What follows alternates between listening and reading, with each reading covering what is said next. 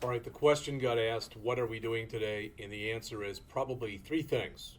First, I'm going to spend just a little time hitting some of the high points in Chapter 3 in your book, but I don't want to spend too much time doing that. But like I said, maybe a half an hour or so. What you can do right now, if you want, is get into Eclipse and bring up that miles per gallon program that we did in the last class. We're going to make some modifications to that.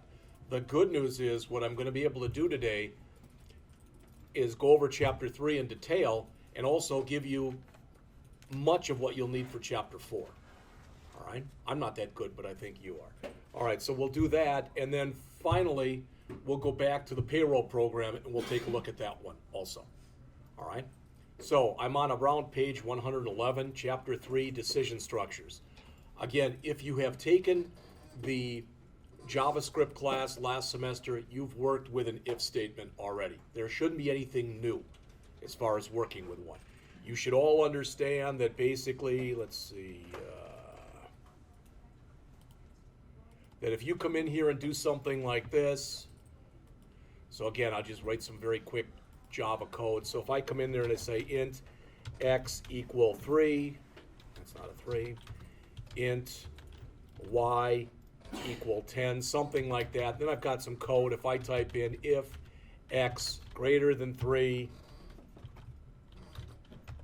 y equals negative 10, for example. I mean, a dumb example, but just so you see what's going on here.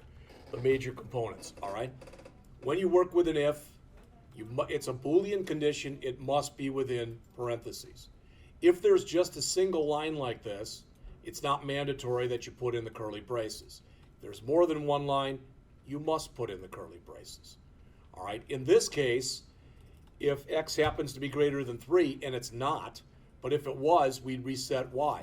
Since it's not greater than 3, we do nothing to y. So this is a one-time shot. All right, and that's basically what you get with an if. But if I say else if x less than 3, y equals 17, as an example. So if I put that in there, all right, if it's this, well, no, it's not. If it's this, no, it's not. So I can in here put in a final else. Now, if I don't put in a last else here, I'm not changing the value of y. That should make sense to everybody in here. But if I come in, and just one second, if I do put in an else in here, and I say else, now I say y equals 21, as an example. Well, x is not greater than 3, x is not less than 3, but x is equal to 3, so that one will get hit. So long story short, if I have just an if, and if it's true, I do everything. Otherwise, nothing changes. If I put in an if with an else if, and I don't put in an else, and the if is false, and the else if is false, nothing changes. I can have as many else if statements as I want to or need to have. But if I have an if, and an else if, and an else, and I've got a line here, and a line here, and a line here, one of those three lines must be executed. If you understand that, there's nothing more to understand. Yes? Actually, that's, I just wanted to make sure that we can have as many else ifs as Yes. we end Yes, you with the can. else. But the else must be on the end if you use one, and the else is always optional. About, you said on a single line, if you have a single line of code after the if statement, it doesn't make a curly brace. That's correct. Now, would it just be good form just to have? It's always, I always put them in. And a lot of times you end up adding more code in there anyway, and you've already got them in. All right? Again, not everybody agrees with that. Sometimes you get to, this gets so long-winded. If this helps, I end up doing this a lot.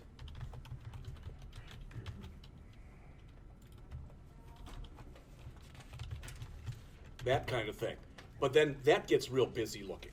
So it just depends on what your likes, dislikes, preferences, etc. are when you're doing this. All right? If you're cool without putting any comments in here whatsoever, then don't put any in. if you are going to use curly braces, and again, I'd recommend using them all the time. The good news about Eclipse is if you put in a left one, it automatically puts in the right one for you. All right? All right. So basically, I've gone over a bunch of this stuff already. What's a nested if? It's an if within an if. And again, my hope is that everybody in here already have gone through this kind of stuff. So if I come through here and I say if, let's make another variable here. We'll put in z. Int z equals 91. All right, so if z equal 23 as an example. I mean, these are just really weird, contrived examples that I'm putting in here. All right, x equal 10. But I've got an if within an if. You can nest anything in virtually any programming language inside of anything else. I can have an if within an if. I can have an if within an else. I can have an else within an else. That's kind of weird to do. You get some weird looking stuff, but typically it's an if within an if is the way that you'll nest. But when we get into loops, you can have a while loop within a while loop. You can have an if within a while loop within an if, etc. All right, just about any kind of combination that you can think of. What's the difference between else if and just plain else? This and this. All right, the else if you put this in here, first of all, if one difference is not just the word that one has else if and one has else, but the else ifs must go above the else. And you can have as many else if as you want, but only one else. So the else is your catch-all case. If nothing up above was true, you will do that. Okay. All right? It's very similar because we'll talk about in this chapter also using the switch statement. It's like a default case in a switch statement. That's basically what the else is. So if you didn't find anything else that met that criteria, do this. Okay. All right, the logical operators, which we'll talk about in just a minute. We'll talk. So I'll hold off on that. Strings are different in this language. Just so you know, the way you do strings are different in Java as opposed to most other languages. You're going to see that in just a minute. All right. The conditional operator, I think that's the ternary one. We'll talk about that. You probably have seen that before. We'll go through switch. I already mentioned last time system.out.printf. I forgot about the string.format, so we'll talk about that also. I will tell you, if you haven't noticed this already, that quite often what the author will do, in fact, at the end of most every chapter, is he will have a case study. This is called calculating sales commission. If you feel you're a little bit deficient after we go over the stuff, maybe you even got your code to work, but you're not sure exactly what you did, why you did it, how you did it, etc., I'd strongly suggest taking a look at these case studies, because he takes it literally from a picture that he draws into actual code, into an actual working application. All right. So an if is one of the two decision structures you have. All right. As it says, it causes one or more statements to execute when a Boolean expression is true, and he gives there'll be plenty of examples as we go on in here. What we have done so far has basically just been straight sequence. You got 10 lines, you do line 1, then 2, then 3, then 4, then 5, 6, 7, 8, 9, 10, boom, you're done. It's not typically how life works. All right? Maybe you got up this morning, and whether you realize it or not, maybe you had a decision to make. As an example, should I go to the bathroom first? Should I shower first? Should I brush my teeth first? That kind of thing. All right? And most of us live our lives, we never think about stuff like that. You just do things. Well, in code, you'd be really up a creek if the only thing you could do would be sequence. So really, when you talk about the whole concept of structured programming, it involves sequence, selection, and iteration. That's what structured programming is. We've looked at the sequence. We've looked at the sequence. Now we're doing the selection. We're going to look at the if, and we're going to look at the switch. In the next chapter, or the one after that, I don't remember, but we're going to go into selection. Try it again. iteration, which is also called repetition, which is also called looping. So we'll look at while loops and do while loops and for loops. All right, so they show this just to show how, to kind of date myself here, I used to have to draw stuff like that. We used to have to draw flowcharts for everything that we did. And you actually had this little plastic thing. I used to have one in here, and I don't know, somebody took it. It was about this big. It was a flowchart template that had the symbols on there. You had to buy special flowchart paper and draw that. And we couldn't actually create our programs until our instructor looked at our flowchart and made sure we understood the logic of the program. So the if, it gets followed by a Boolean expression and one or more statements. Quite often in here, like you do in most other languages, you will use the relational operators. I already showed you an example. The key one to remember in here is that when you're checking for equality, you must use a double equal sign. So with that example I gave you before, all right, whether you realize it or not, if you look at the example right on the screen right now, this one, if I make that a single equal, that's always true. That literally says take 23 and assign it to Z. And that's always legal to take 23 and assign it to Z. So if you don't go and put that in as a double equals, I don't remember, I think in this language it gives you a warning, but I don't even remember. Some languages just allow you to do it. Other languages give you a warning. Other languages give you an error message. But it's the double equals, and for inequality, it's an exclamation point followed by an equal sign. All right? So your relational operators are shown here in the table in figure 3, or table 3.1. And he gives you some examples also. All right. So he goes through this program, and my hope is that by now you can look at this and it makes some sense to you. He says, enter the first score, enter the second score, enter the third score. Then add the 3 scores up and divide by 3. We talked about this once before, but if you look at line 30, which is in blue on the screen, why do you need to, where you're adding the 3, why does that need to be in parentheses? Because parentheses, otherwise it would divide first. Right. Otherwise, if we did not put the parens in there, it would take score 3 divided by 3.0 and then add score 1 to that and then add score 2 to that. All right? And it's a simple example. If your average was greater than 95, you say that's a great score. So if you got a 94, which is still a great score, it won't say a darn thing to you. All right? Probably a better example of this would be, for example, if you had a pass-fail course, and let's say you need a 65% average to pass. So then we could figure out your test scores and say something like, if your average was greater than 60, we would just say you passed. Then when we put the else in there, then it'll be, if it's greater than 60, we'll say you passed, else, sorry, you failed, type of an idea. So that's just an if without an else. So as you see, when we put in 82 and 76 and 91, so we put in those scores, the average is an 83. That's not greater than a 95, so nothing shows. We do it again with a 92, 98, and 100, so the average is over a 96, so we get the message. That's a great score. How would we do like multiple conditions? Like, let's say we want from like score from like 50 to 60 is like you failed, 60 to 70 is like. You would do that is different ifs. So in other words, you would say something like this. So you would say something like, let's just say we're using average. So if average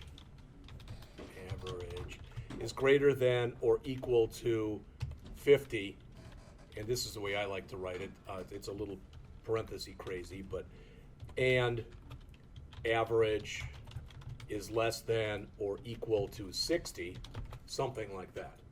Okay. And you can add as many things in there as you want. Remember, it always, when you've got parentheses, it always does the most inner set of parentheses first and works its way out. So it's going to do this first, then it's going to do this, then it's going to run the and on the two of them. It's a double and? It's a, what's that? A double ampersand. And is a double ampersand, or is a double pipe sign, which is right above your enter key. All right, those are the two you have to worry about. With and, these must both be true. All right, and you can put in weird conditions too. You can put in stuff that wouldn't be possible. So if I did this,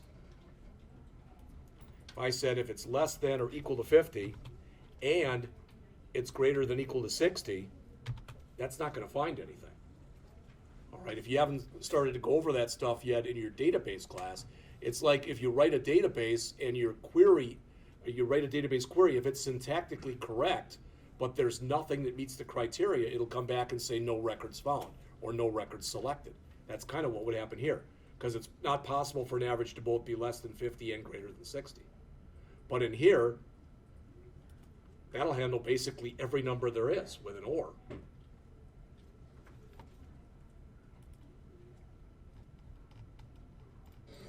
All right, he gives some other examples in here.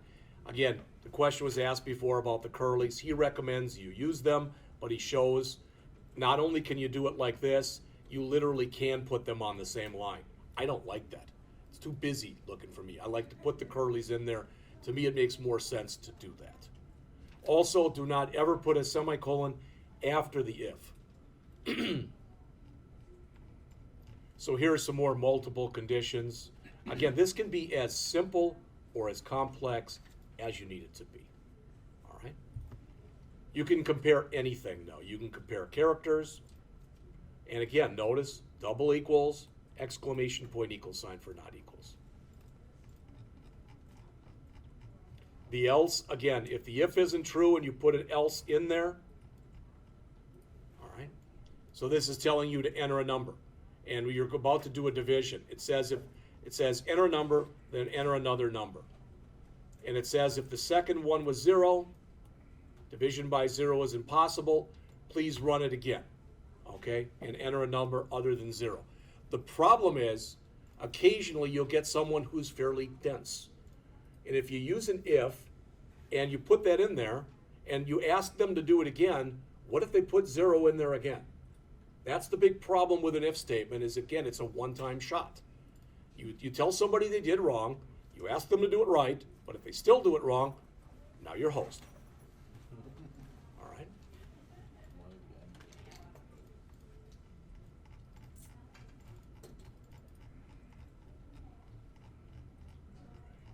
Again, here's an if within an if. They put up a program that says if you want to qualify for a loan, you must make greater than or equal to $30,000, and you must be on the job for greater than or equal to 2 years. Now, it would be possible for you to combine those two into one condition. So you could have said if salary greater than or equal to $30,000 and years on job greater than or equal to 2. So you could have combined that into one condition. But here, it's not going to make this check, the one that's here, it will not make that check unless that check's true. Whether you use multiple conditions or you have nested ifs, most of the time is a matter of personal choice.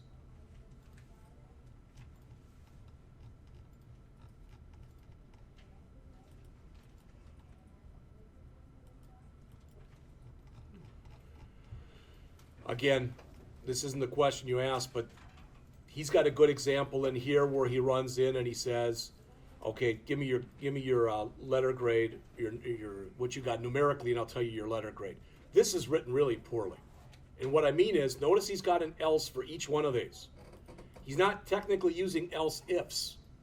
He's using an else and he's putting an if in there. That's totally legit to do that, but notice as you get in how much you're tabbing over. It just looks kind of ugly.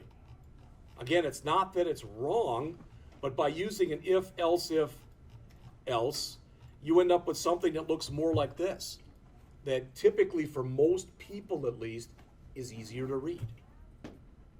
And again, just two things. The way this is currently written, one of these statements, either 24 or 26 or 28 or 30 or 32, one of those statements must execute. Only one of those statements can execute.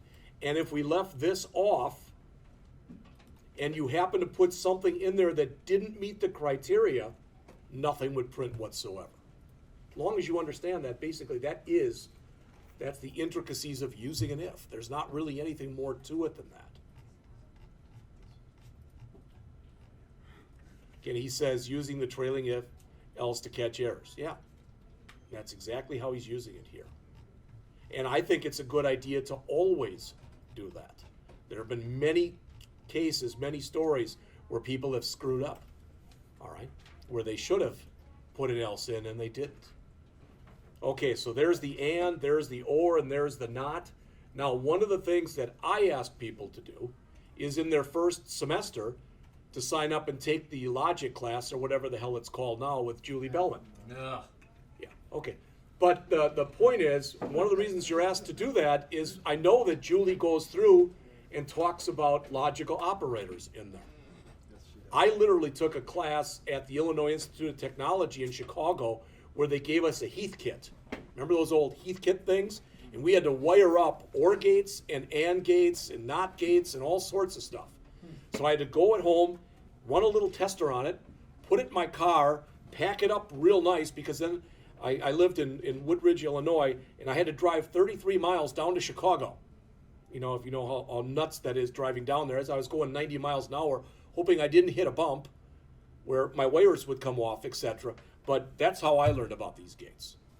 All right, and a lot of depth and breadth of coverage, exactly what happens hardware-wise with them. All right, so with the and, they both, you know, everything must be true, so both these must be true. If either one is false, the whole thing is false. So that's the truth table. Unless they're both true, the whole thing is false. And what Java does, like many other programming languages, is it performs what's called short circuit evaluation. What that means in English is this. It comes through here and it checks if temperature is less than 20. So let's pretend for a second temperature is 25. Okay? It's not less than 20. I think you'd all agree with that. Since that's false, it never makes this check. Just the same way, if this was an or, meaning that either one could be true, and if that happened, if the temperature was 10, if that was true, it wouldn't check this one. It short circuits. If you want to force it to check both, you can use a single ampersand or a single pipe sign. Then it's doing basically a bitwise check, and it'll check both. All right? Just typically, there's not a reason to do that. So there's the truth table for the and they give you an example, because he goes through a lot of this stuff. There's the or, and there's the truth table again. Unless they're both false, the whole thing's true. And of course, the last one that you have is the not, which is also referred to as an inverter, because not true is false, not false is true. Okay? And remember, with the computer, there's no gray area. Those of you who had classes with me last semester, you may have heard me say it's kind of like, you know, wow, are you pregnant? Well, kind of. No, not to the computer. You can't be kind of anything. You are or you are not. All right? Are you married? Well, sort of. No. You're married or you're not married to the computer. That's the way that there's no gray area. The precedence, we talked about this in another class the other day. You do nots first, then you do ands, then you do ors. You're going from the most restrictive to the least restrictive. You can always override that with the use of parentheses. Here are all the operators that have been discussed so far, and that's their order of precedence, from highest to lowest. Now, again, kind of like the question that got asked before, but this is, I like the way he explains this. If you want to check to see if something is within range, you typically will use and. Bless you. So that's X must be between 20 and 40.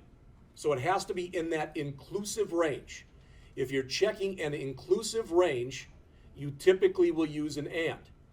All right. On the other hand, if you're seeing if something is out of range, all right, then you typically will use an or.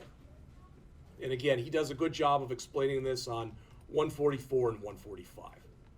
All right. Strings. Strings are a different animal in this language, so if I come through here and do this, so if I come through here and I type in string, name1 equals Jeff. String, name2 equals Jeff. Believe it or not, if I type in this, if name1 equals name2, if I type that in Java, that's false. Because when I do this, what happens is the system goes out and in some memory location, it puts the machine language equivalent of Jeff in some memory location. Let's say location 1000. And it calls that name1. Then in another memory location, let's say it's 2000. It goes then and it puts the same stuff in there. What this asks is, do both variables point to the same memory location? They don't. All right, so a natural question is, okay, fine, well, they are the same, so how do you actually compare them? You don't do it this way. No. You don't do it that way. All right? So the way that you do it is you say if name1 dot equals name2. You have to do it like that. That's the equals operator that is there for strings. This is pretty much unique to this language. I don't know another language that does it exactly like this. But that's how it's set up in Java. Because what that does is it compares values, not memory locations. All right? You just keep that in mind, because otherwise, if you use this, it's not going to give you an error message. But a lot of times you'll think, well, they were equal. But Java will say they're not equal. All right? And as long as you keep that in mind, you should be fine. And that's what he explains in here. And if you want to hear me say a really cool word, what happens when Java compares all this stuff for equality, it uses what's called a lexicographical comparison in its strings. So it says, for example, if I'm comparing name1 and name2, M is equal to M, A is equal to A, R is equal to R, K is equal to K. So if I do this, yeah, they're the same. But if I compare these two, M is equal to M, A is equal to A, R is equal to R, K is not equal to Y, so they're not equal. That's the lexicographical comparison that it's doing.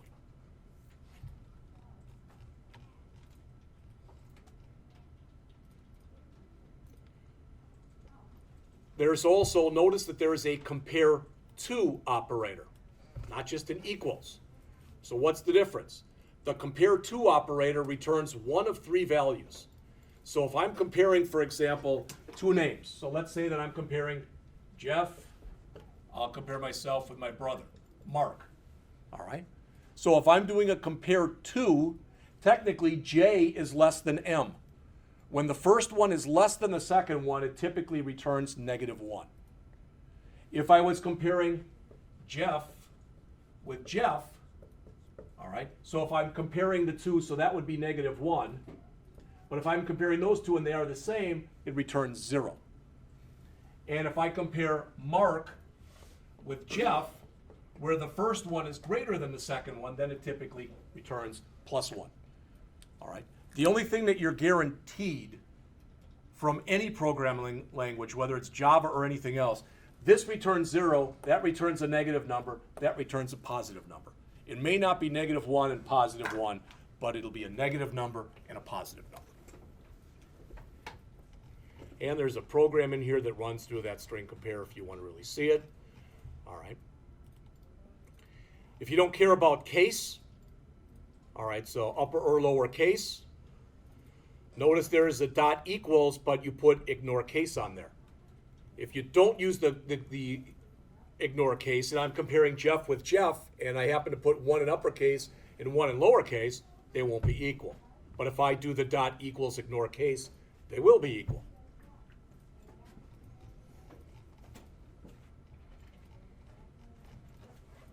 All right, they're talking a little bit about scope in here. For right now, just please be real cognizant of the fact, anything that you define inside of a method, like here we're defining it in main, so this first name is only known starting here and ending here. If I want to use it outside of this routine, I have to pass it to another routine. On the other hand, if I were to have hit enter after line 11 here, and instead of this line right here, after line 9. So if I hit enter right here, and before this public line, I would have put up there string first name, any variable that you create outside of any method is global to the program. All right, you're going to see plenty of examples of that as we go on. The conditional operator is also called the question mark colon operator. If you had class with me last semester, you probably saw an example like this. So if I say here int x equal 10, int y equal 30, int max, and I start to write this. If x greater than or equal to y, max equals x, else max equal y. And there's absolutely nothing wrong with doing it that way, but a kind of a quicker way to do it than that is to do this, to say max equals, and then say x greater than or equal to y. All right, question mark meaning if it's true, x, colon meaning if it's false, y. So this one line will replace these 6 or 7 lines. And it's called the question mark colon operator because if it's true, you do whatever comes after the question mark. If it's false, you do whatever comes after the colon. And it's very similar to writing macros if you've ever written a macro in a language like Excel. It's also legal, although you get really ugly looking code in the false action. You can literally put another question mark colon inside of there. So you can write really kind of ambiguous, that's not even the right word. All right, confiscated, or what, not confiscated, convoluted type of code. All right, by doing that.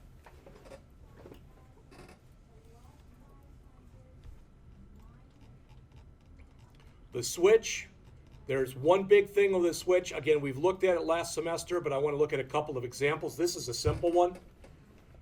All right, so if the month is 1, it's January, 2, it's February, 3, it's March. You enter any other number in other than a 1, 2, or 3, it comes back invalid month. You must enter, this must be declared as being an int or as some whole number type, the way that this is set up. And if I go in and put in there, hello, the program blows up. All right. It's not mandatory that you have a default. You always should. And you need a break in here, which means if it is January, so if I did enter a 1, print January and get the heck out, which is what break does. If you leave the breaks off of here and you put in a 1, it will say January, February, March, error invalid month.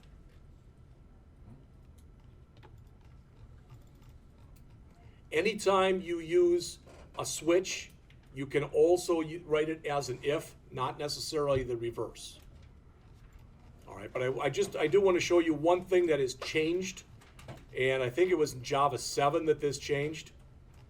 It used to be that whatever you put in here, right here, this value, had to be what was known as ordinal. In other words, it had to have a unique predecessor and a unique successor.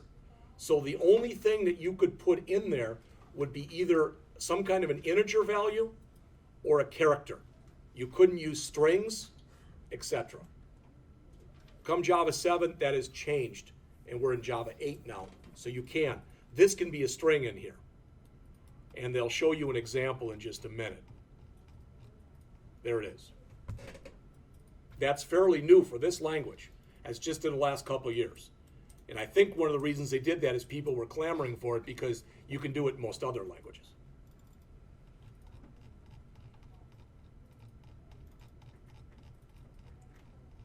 All right, the system.out with printf and with the format. We looked at the printf a little bit earlier, but if you look at this, again, this is pretty much ripped off from C. Okay, with that format string, typically you put in there %s if it's a string, %d if it's an integer, %f if it's a float or a double, and %c if it's a character. All right, and they'll show some examples of that. Again, you put in a placeholder, %f. That placeholder, then after, notice it's inside of the double quotes.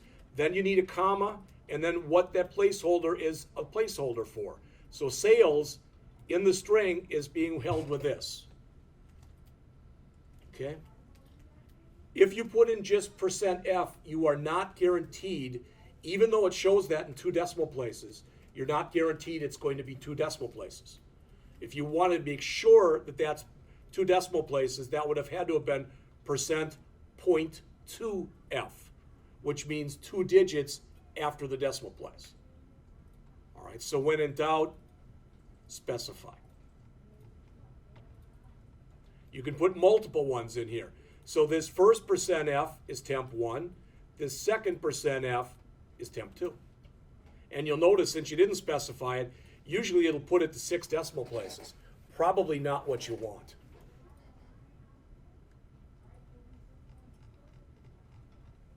And he's got some nice pictures in here where he shows everything that's happening.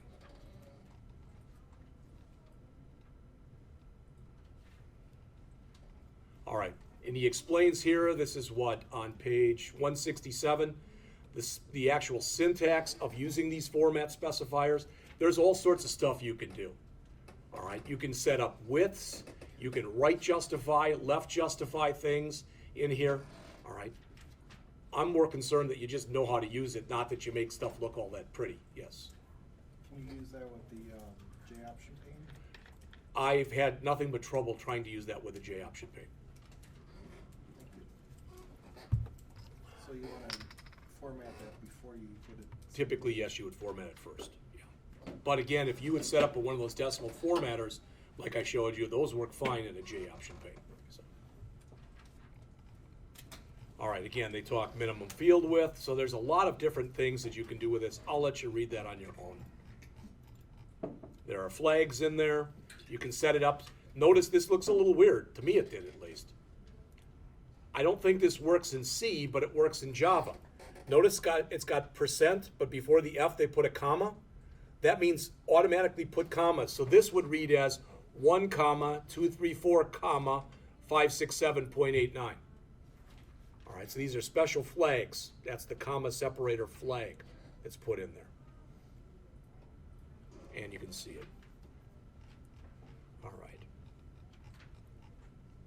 You can pad with leading zeros if you want to. Again, typically that's not something that you're going to be very concerned with. You can left justify by using a minus sign.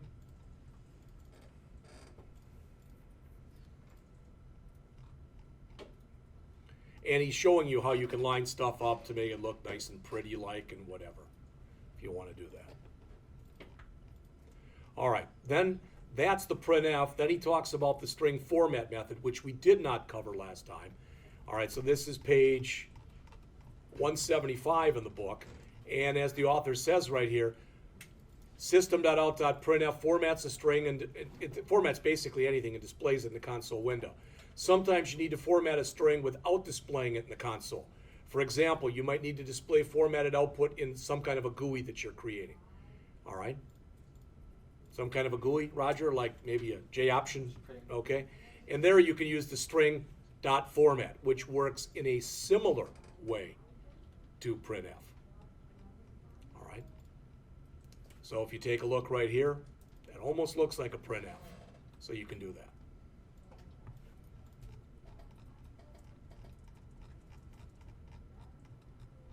All right, and that's pretty much it as far as what's in there. So what I asked you to do, and it's what, 10:43, so we'll go for about 7 minutes and then we'll take a break. But if you're not into the virtual desktop, please get into the virtual desktop. And in the virtual desktop, please bring up Eclipse, and please bring up that miles per gallon program that we did as a class in the last class period.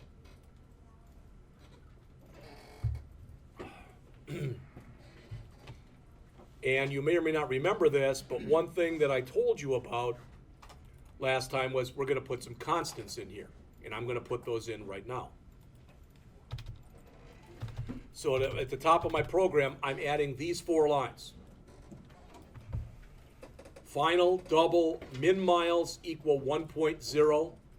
Final double max miles equals 1,000.0. Final double min gallons equal 1. and final double max gallons equal 100. Now, if you weren't here last time, you're probably going to have to watch the tape because I did do it, for lack of better words, basically in front of people. All right? I gave, in the last class period, I gave the class the first hour to create this program on their own. And the program, I'll come right back, but the program is program 2-9 on page 106. So I had people do that on their own, and then I went and wrote it. All right? If you don't like my numbers, you can put in any numbers you want. These are just numbers basically, all right, I just pulled out of the air. They don't have any special significance. All right? But the question got asked, I think Roger asked this last period or the one before, we started to talk about input validation. Now we can begin to do some elementary input validation. With what we're going to go over right now, it'll make sure that you put in numbers within range.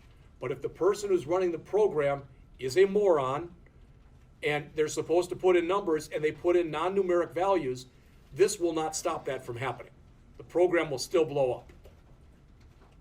All right? So we've added these constants: min miles, min gallons, and max gallons. So now what I want to do is I've got all this stuff in here, and yeah, I want you to enter your miles driven, and I want you to enter your gallons used. All right? There's two ways that I can write this. I think everybody'd agree right now. Miles driven is 0, and gallons used is 0. I think everybody'd agree with that. All right? So right now, miles driven is less than a minimum. Gallons used is less than the minimum. Would everybody agree with that? All right? So what I can do is I can literally come in here and do this. I can have you, we can put it in there like this. And then we can say this. If, and don't worry about typing this in, because this is the wrong way of doing it. But I can come in here and say this. If miles driven is less than or equal to min miles, or miles driven is greater than or equal to max miles, well, if one of those is true, that's miles driven, I put in either a number that was negative or a number that was greater than 1,000. And I didn't want to do that. So I could give them a message, or I could just copy this whole thing here and just say, hey, do it again. All right? And that works. There's not a problem with that. Except what if now, as I told you before, this is a one-time shot.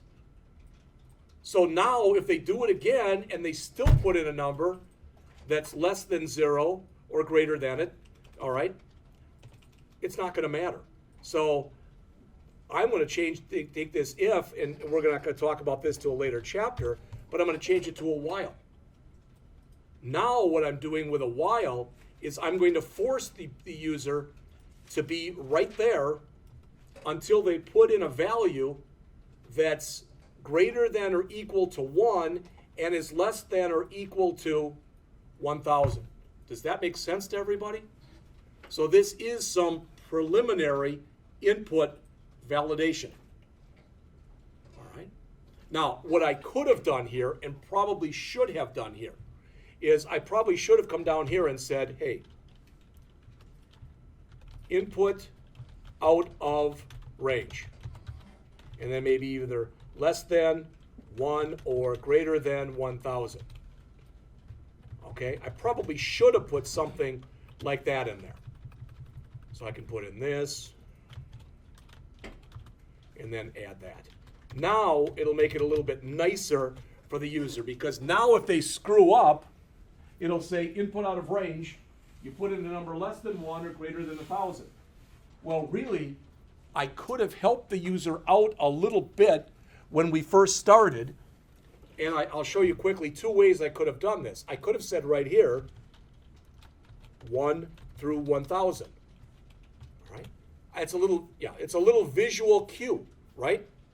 I could have done that, or I could have said under miles driven, I actually could have gone in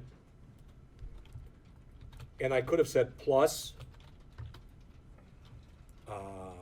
let's see, I'll put a parenthesis in there. This is going to look a little ugly. Min miles plus and. So let's see, that'll be and plus max miles plus in a parenthesis. Now that looks really ugly, but that will automatically go out and fill in the constant value 1 and 1,000 for me. So you might say, well, what's the big deal? You could have just typed in 1 and 1,000. That's true. But if later I change those values up at the top of my program, now they're automatically going to be reflected in here. All right? Yeah. As John just so nicely told me, it is 10:50. So let's come back at 5 after 11 and we'll pick it up right there. In a while, you got the wrong input, asking for the wrong input. Oh, so this shouldn't be miles driven. This should be gallons used.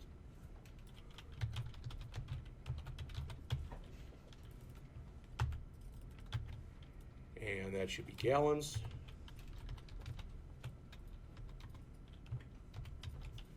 And I'll put it on 2 lines because it's getting hard to read. Thank you. All right. So there's a lot of different ways this can be written. Okay?